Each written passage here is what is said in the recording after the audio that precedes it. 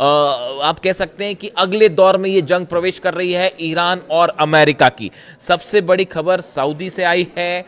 Yemen में देखिए, एक तो यमन में जबरदस्त लड़ाई जारी है, वो सब आप जान ही रहे हैं, लेकिन एक बार फिर हूती ने सऊदी अरब पर हमले का दावा किया है और एक बार फिर निशाने पर है जिजान में अरामको की ऑयल रिफाइनरी। बताया जा रहा है यहां पर 3 ड्रोन से स्ट्राइक की गई। यहां कितना नुकसान हुआ है, कितने धमाके हुए, क्या फिर से ऑयल रिफाइनरी में आग लगी है, इसके बारे में कोई पुख्ता जानकारी नहीं आई है, क्योंकि शायद यहां से कवरेज न्यूज अलाउड ही नहीं है बाहर कवर करना। तो देखिए, पिछली बार भी हमने देखा था 60 ड्रोन से स्ट्राइक्स थी और उसके बाद भारी आग लगी थी अरामको में।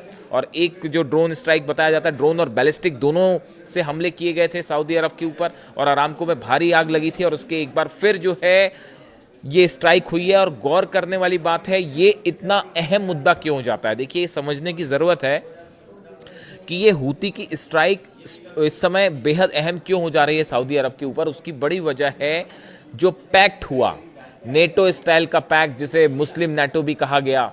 ये जो पैक्ट हुआ सऊदी, पाकिस्तान और तुर्की के बीच में, इस पैक्ट के साइन होने के बाद ये पहला हमला है जो सीधा सीधा सऊदी के ऊपर किया गया है। पैक्ट ये कहता है, जैसे कि नेटो का आर्टिकल 5 कहता है कि एक देश पर हमला सब पर माना जाएगा। क्या सऊदी पर यह हमले के बाद किसी तरह का एक्शन तुर्की से या पाकिस्तान की ओर से देखने को मिलेगा? ये वो सवाल है जो ये तय करेगा कि आने वाले दिनों में जो ये मुस्लिम नेटो कहा जा रहा है, इसका भविष्य क्या होने जा रहा है। देखिए, सोर्सेस से जो खबरें आ रही हैं तुर्की की, मैं हालांकि एक वीडियो में इसकी बात भी कर चुका हूं, तुर्की से जो खबरें आ रही हैं, जो हालात इस समय हैं, उसको देखते हुए तुर्की ने अपनी नेवी जो है वो लाल सागर में और बाबल मंदेब में भेजने के लिए सैद्धांतिक रूप से सहमति जता दी है तुर्की ने। यानी जो डोनाल्ड ट्रंप या अमेरिका चाह रहा था कि मुस्लिम देशों की एक ऐसी सेना बने जिसमें 14-15 देश ऑलरेडी रेडी हो गए, इजिप्ट भी इस पैक्ट का हिस्सा हो सकता है, और कई और मुस्लिम देश अपनी सेना मिला के एक सेना बनाए, एलाइड फोर्स, और ये बाबल मंदेब और लाल सागर में हूती का मुकाबला करें। शुरुआत में हूती का मुकाबला, और हो सकता है बाद में इसको हॉर्मुज भेजने की भी कोशिश हो। ये कई एक्सपर्ट बताते हैं ये अमेरिका और डोनाल्ड ट्रंप का प्लान था। जिस तरह से सऊदी को हूती से भिड़ाया गया, मैं बार बार इस घटना का जिक्र करता हूं ताकि ये याद रहे और क्लियर रहे कि ये विवाद सऊदी और हूती का शुरू कैसे हुआ। ईरान का एक प्लेन जो सना लैंड कर रहा था, उसके ऊपर सऊदी की तरफ से मिसाइल्स फायर की गई। ये कहा गया कि साहब ये जो है प्लेन में हथियार हैं। तमाम दुनिया के एक्सपर्ट्स बताते हैं कि ये अमेरिका की सलाह पर, सेंटकॉम की सलाह पर ये अटैक हुआ था। ऐसे कई एक्सपर्ट्स का दावा है। उसके बाद सऊदी और हूती के बीच जंग वाले हालात हुए। हूती ने जो है वो रिप्लाई किया, मिसाइल्स दागी, और सऊदी में बड़ा जो है वो अरामको से में तबाही देखने को मिली। इसके अलावा पूरे पोर्ट्स बंद हैं इस समय, जहाज लगातार हिट हो रहे हैं सऊदी के, और बाबल मंदेब और लाल सागर बंद है। पूरा व्यापार सऊदी का रुका हुआ है तेल का। ऐसे में एक बार फिर हूती की तरफ से ये स्ट्राइक होना, क्या तुर्की, देखिए तुर्की बेसिक रूप से इस बात के लिए उसने हामी भर दी है कि हाँ, हम लाल सागर में अपनी सेना भेजने के लिए तैयार हैं।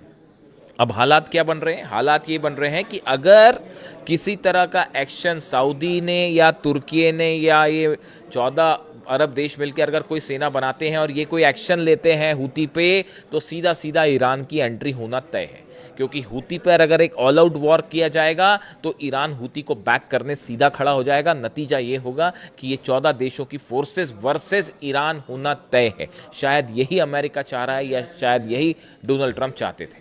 ऐसा तमाम एक्सपर्ट्स जो मिडिल ईस्ट के जानकार हैं वो ये राय रख रहे हैं। यानी मिडिल ईस्ट में एक बार फिर जो है फूट डालो राज करो वाली नीति दिखाई दे रही है। ये बात है लेटेस्ट, जो कि सऊदी, तुर्की और पाकिस्तान हालांकि क्या करेगा अभी इस पे कोई क्लियर कट स्थिति नहीं है। हालांकि पाकिस्तान की तरफ से कहा गया हूती को, जो हमले हुए और 3 नागरिक मारे गए, क्रू मेंबर्स मारे गए पाकिस्तान के लाल सागर में, उसके बाद पाकिस्तान की तरफ से कहा गया था कि अगर इस तरह के हमले होते हैं तो फिर पाकिस्तान जवाब देगा। यानी आप कुल मिला के देखें कि ये ईरान को घेरने की एक कोशिश दिखाई दे रही है, ये जो पैक्ट हुआ है एज ऑफ नाउ। अब देखिए, इसके अलावा एक और अहम खबर है इटली से। इटली की राजधानी आपने कल देखा होगा, ये खबर कल आपने पढ़ी होगी, लेकिन ये खबर अहम किस लिहाज से है। इटली की राजधानी रोम के पास कोलेफेरो इलाके में KNDS एमओ ये कंपनी का नाम है कि गोला बारूद बनाने वाले प्लांट में एक भीषण धमाका होता है।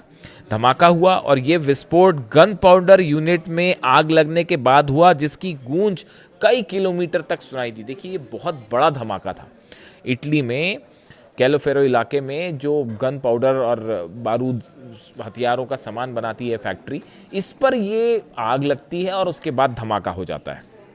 और ये इतना बड़ा धमाका था कि कई किलोमीटर तक इसकी आवाज़ और फ्लैश देखा गया, और उसकी तस्वीरें देखिए, बेहद ही हाहाकार फैलाने वाली तस्वीरें।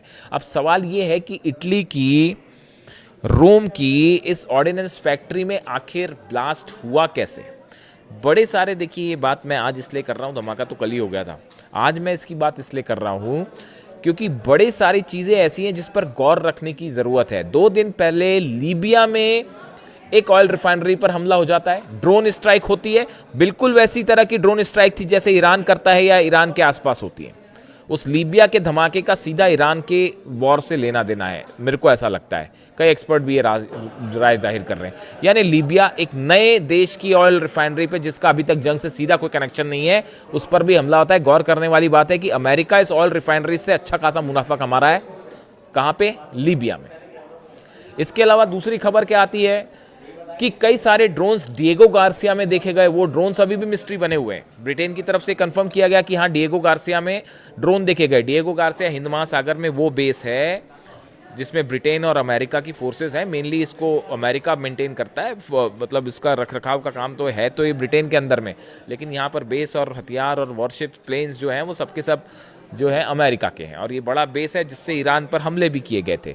B-2 bombers, B-1 bombers, F-35 jet सब होते हैं यहाँ पर ड्रोन्स आए, कर्फ्यू लगाना पड़ गया और सनसनी फैल गई। ये ड्रोन्स किसने भेजे थे? ईरान का डिस्टेंस 4000 किलोमीटर है, ईरान से उड़ के तो ड्रोन आएगा नहीं। ऐसे में बड़े सवाल हैं कि आखिर ड्रोन डिएगो गार्सिया पहुंचे कैसे? क्या कोई समंदर में जहाज के अंदर टैंकर में छिपा के ये ड्रोन्स लाए गए डिएगो गार्सिया के पास और फिर टेक ऑफ किया गया जहाज के ऊपर से? ये वो मेजर जो है जानकारी जो इस पूरे मामले के बारे में बताई जा रही है वो यही है कि जहाज में ड्रोन्स लाए गए और फिर जहाज से उड़े ड्रोन और फिर डिएगो गार्सिया अंदर गए। इस तरह की अभी है एनालिसिस, हालांकि इसकी भी जांच चल रही है। जैसे इटली में धमाके की जांच चल रही है, जैसे लीबिया में धमाके की जांच चल रही है, वैसे डिएगो गार्सिया में भी ड्रोन घुसने की जांच चल रही है। बड़ी सारी जांच चल रही है और बड़े सारे धमाके हो रहे हैं साहब। UAE के 2 जहाज जो हैं फिर ठोक दिए हैं ईरान ने। अब UAE भी उसकी आलोचना कर रहा है, कर कुछ नहीं रहा, आलोचना कर रहा है। तो अब देखिए, मामला ये है कुल मिला के कि पूरे मिडिल ईस्ट में आप देखिए, अब वॉर एक ऐसे फेज में है जहां पे कोई कुछ क्लेम करता ही नहीं है। बस हमले हो जाते हैं, धमाके हो जाते हैं और फिर उसके बाद जो है कोई उसकी जिम्मेदारी लेने को तैयार नहीं है। और पूरा अरब इस समय एक बड़ा प्लॉट तैयार है अरब वर्सेस ईरान करने का। शायद यही प्लान था डोनाल्ड ट्रंप का, अमेरिका का, जो तुर्की में जब वो एर्दोगान से मिले उस समय, या फिर उनकी नेतन्याहू से बात हुई उस समय, या फिर जो है मोहम्मद बिन सलमान से उनकी चर्चाएं हुई।